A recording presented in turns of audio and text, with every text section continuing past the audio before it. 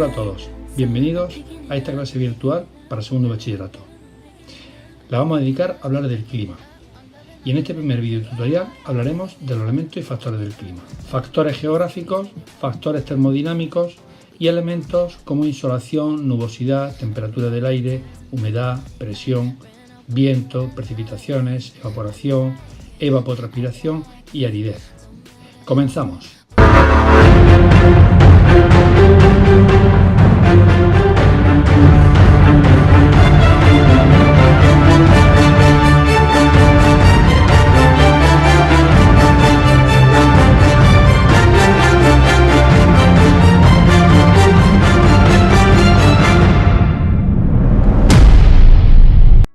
Antes de entrar de lleno en el análisis de los factores del clima, hemos de distinguir algo muy importante, y es la diferencia entre tiempo atmosférico y clima.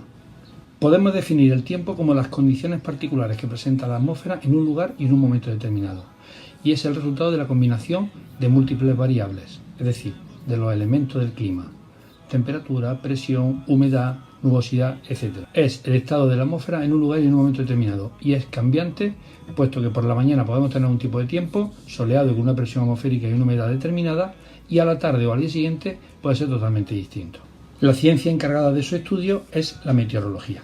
El clima, por su parte, es la sucesión habitual de los estados medios de la atmósfera a lo largo de un tiempo bastante largo, mínimo un periodo de 30 años.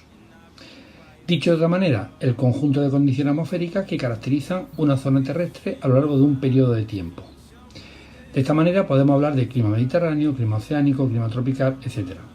La ciencia que se encarga de su estudio es la climatología. Algunas consideraciones muy importantes a tener en cuenta para el estudio y la comprensión de los factores climáticos y de los climas de España es la desigual incidencia de los rayos solares y el eje inclinado de la Tierra, que hace que nuestro planeta esté dividido en tres grandes zonas climáticas, como podemos observar aquí. Una zona cálida de 0 a 30 grados de latitud, una zona templada 30-60 grados de latitud tanto al norte como al sur de la anterior, y una zona fría entre los 60 y los 90 grados de latitud también al norte y al sur de la zona templada. En esta infografía podemos ver estas zonas climáticas. Entre el trópico de Cáncer y el trópico de Capricornio nos vamos a encontrar la zona cálida de la Tierra.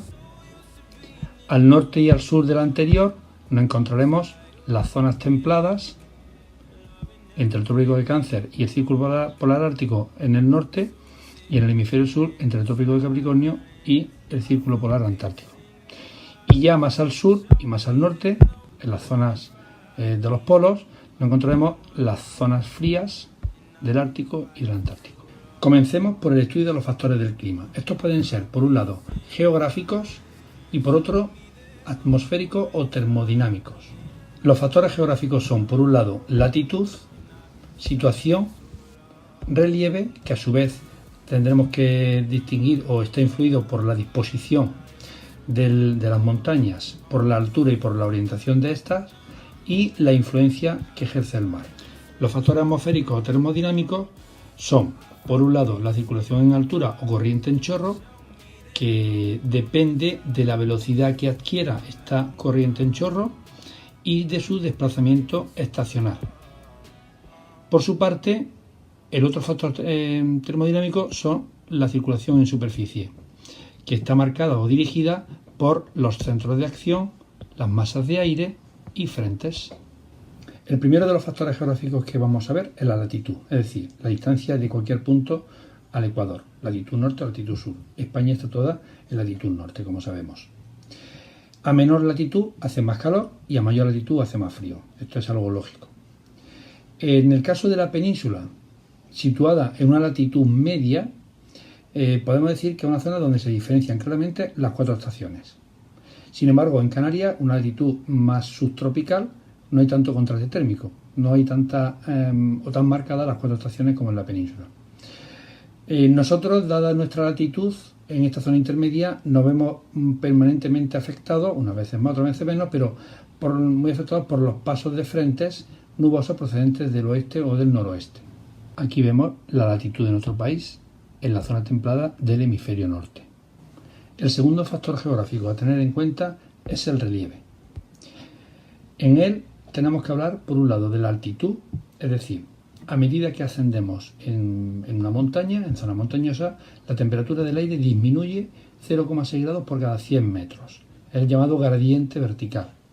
La altitud también hace aumentar las precipitaciones al ascender y enfriarse el aire. Otro aspecto a tener en cuenta en el relieve es la orientación de los sistemas montañosos. En cuanto a insolación, es decir, en el hemisferio norte, las laderas que están orientadas al sur, llamadas solanas, van a ser siempre más cálidas y más secas que las orientadas al norte, llamadas umbrías. Y los vientos dominantes que también afectan o se ven afectados por el relieve.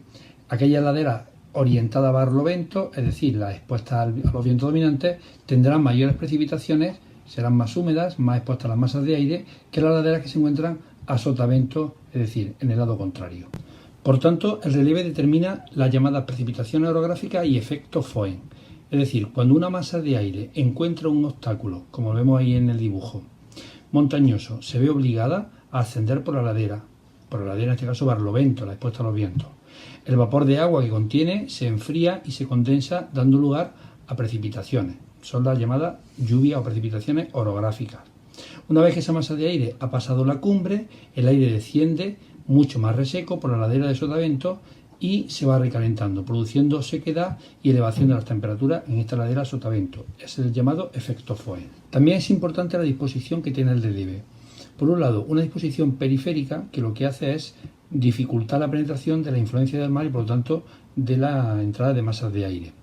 Hay algunos pasillos por los que se cuela, como vemos en el mapa, y por ahí pues pueden entrar frentes de lluvia, pero son bastante diluidos cuando llegan a zonas del interior.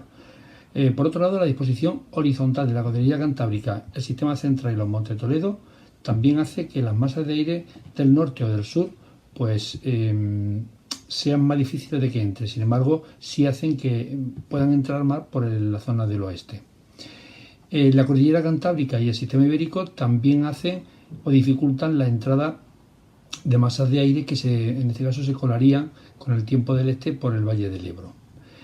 De esta manera, las cuencas encerradas entre los relieves montañosos como la del Ebro y el Duero tienen precipitaciones más escasas, dado que descargan o llueven en aquellas montañas que le rodean, pero poco en la propia cuenca del Ebro y del Duero.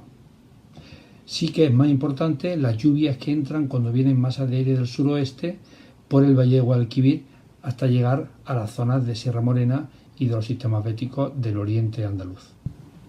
El tercero de los factores es la influencia que ejerce el mar, muy relacionado con el anterior factor del relieve.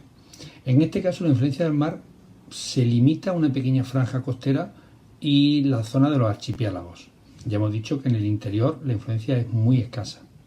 Las zonas próximas al mar tienen muy baja amplitud térmica, es decir, no hay gran contraste ni diferencia entre las temperaturas máximas y mínimas, tanto en estaciones o meses como también en los propios días.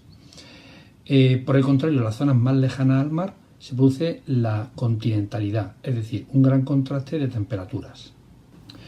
El último de los factores geográficos que intervienen en el clima es la posición del territorio español. Una posición a medio camino entre los continentes, Europa y África, por lo que recibirá masas de aire de ambos continentes, masas de aire frías y también más cálidas. Igualmente importante es su posición entre dos grandes masas de agua, la del Mediterráneo y la del Océano Atlántico, cada uno con sus características peculiares. También hemos de incluir en el Atlántico el mar Cantábrico. Esto va a provocar algo muy importante para algunos tipos de tiempo que se producen, sobre todo en la península, que es que facilitará la entrada del frente polar, ya veremos qué es el frente polar, y de las perturbaciones y tiempos inestables que se producen en la zona del Mediterráneo.